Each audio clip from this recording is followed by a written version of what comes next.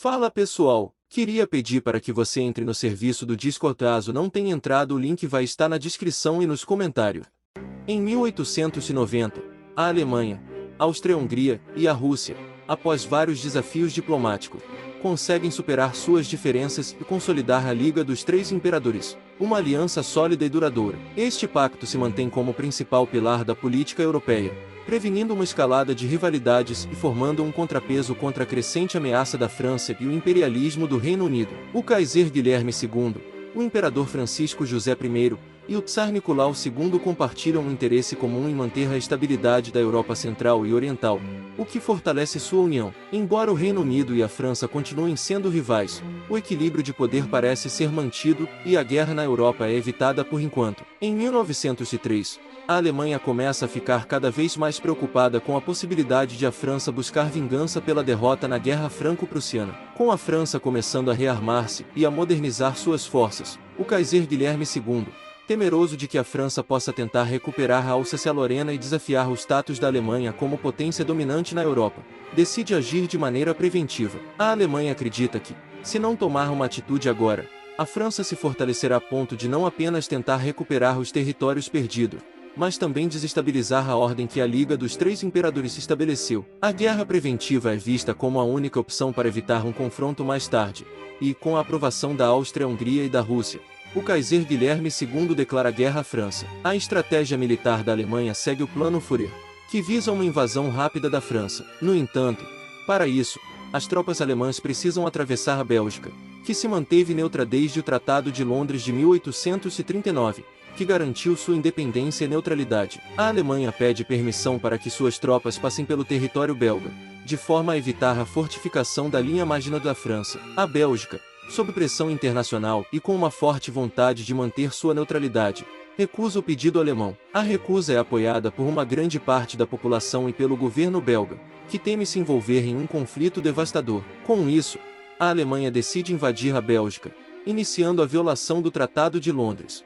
Com a invasão da Bélgica, a Alemanha consegue avançar rapidamente sobre o centro do território belga. Os belgas, que não esperavam um ataque alemão, são pegos de surpresa e, diante da rapidez do avanço, se rendem em questão de dias. Após a rendição, as tropas alemãs continuam sua marcha e avançam pelo território francês, tomando rapidamente as principais cidades até alcançarem a cidade de Compiègne, na França, ao norte de Paris. Com a violação da neutralidade belga, o Reino Unido, que havia prometido proteger a neutralidade belga, não tem outra escolha senão declarar guerra à Alemanha. Com a violação da neutralidade belga, o Reino Unido, que havia prometido proteger a neutralidade belga, não tem outra escolha senão declarar guerra à Alemanha. A violação da neutralidade belga é vista como um ataque direto ao equilíbrio de poder europeu, e o governo britânico se sente obrigado a agir para evitar que a Alemanha se torne ainda mais dominante na Europa. Com o Reino Unido agora envolvido, a guerra se torna um conflito global, e com a entrada do Reino Unido os aliados da Alemanha se veem obrigados a entrar na guerra. Enquanto isso,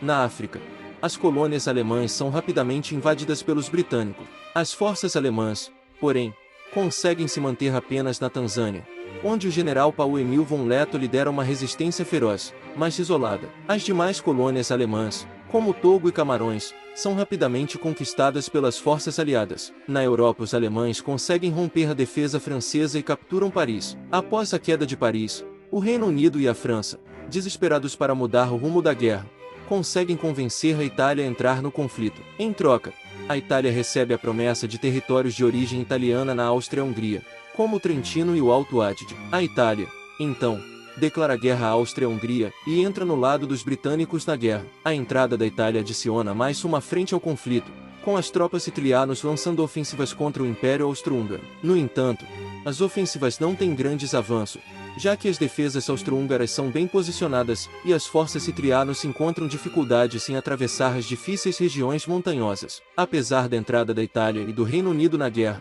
a Alemanha continua avançando sobre os territórios franceses, avançando até a cidade de Neves, no centro da França. Lá, os alemães montam grandes defesas, e os franceses, que já haviam transferido sua capital para Lyon, fazem de Neves uma linha de resistência. O avanço alemão desacelera consideravelmente, pois ambos os lados começam a enfrentar dificuldades logísticas e uma dura guerra de trincheiras. A frente se estabiliza e entra em um impasse, sem grandes avanços de nenhum dos lados. Com o impasse no fronte francês, a Alemanha, junto de seus aliados, lança a Operação Pano Branco, uma tentativa audaciosa de dominar todo o norte da Itália em 6 meses. As forças alemãs e austro-húngaras conseguem quebrar rapidamente as defesas sicilianas, avançando em direção ao norte do país e deixando a Itália completamente desestabilizada. As tropas alemãs chegam a Milão, em seguida, a Bolonha, mas são finalmente paradas nas cercanias de uma linha defensiva organizada pelos italianos e seus aliados.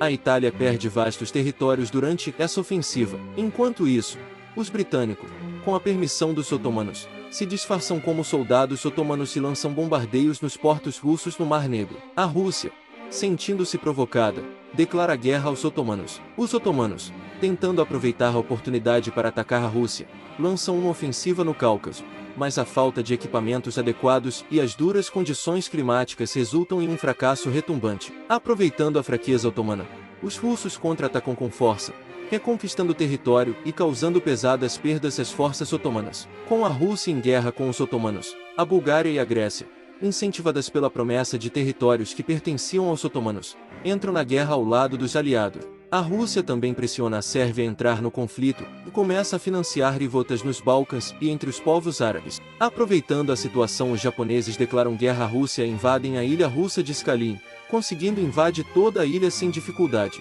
e conseguem se estabelecer na ilha. Os otomanos enfrentam uma grande desestabilidade dentro do império, que já enfrenta dificuldades internas devido às perdas na guerra contra os russos. Em 1905, o império entra em colapso, com revoltas e derrotas militares, e se rende.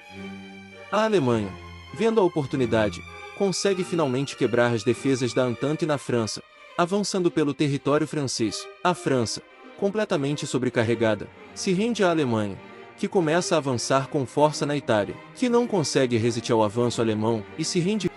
Vendo que seria impossível ganhar essa guerra, o Reino Unido também se rende. O Japão fica sozinho na guerra e também se rende. Os perdedores são forçados a assinar o Tratado de Versalhes. Na Europa, a Alemanha anexa a Bélgica, Luxemburgo e toda a Alsácia e Lorena, enquanto a França é forçada a pagar pesadas indenizações e fica ocupada pela Alemanha. Nos Balcãs, o Império Otomano perde toda a sua influência, sendo desfeito e criando novos países na região, e a Rússia fica com estados vassalos nos Cáucasos. Na África, a Alemanha anexa o Congo, a Somália italiana e outras colônias francesas e britânicas. Na Ásia, a Rússia fortalece a sua influência na Manchúria e na Coreia, eliminando qualquer possibilidade de anexado do Japão nessas áreas. A Alemanha anexa o restante da Papua Nova Guiné, que estava sob controle britânico, e também a Indochina Francesa é a cidade de Hong Kong, incluindo outras cidades chinesas. A Áustria-Hungria anexa a ilha japonesa de Taiwan. Nesse tratado, a França é proibida de ter um exército maior do que 100.000 homens e é proibida de ter alianças militares,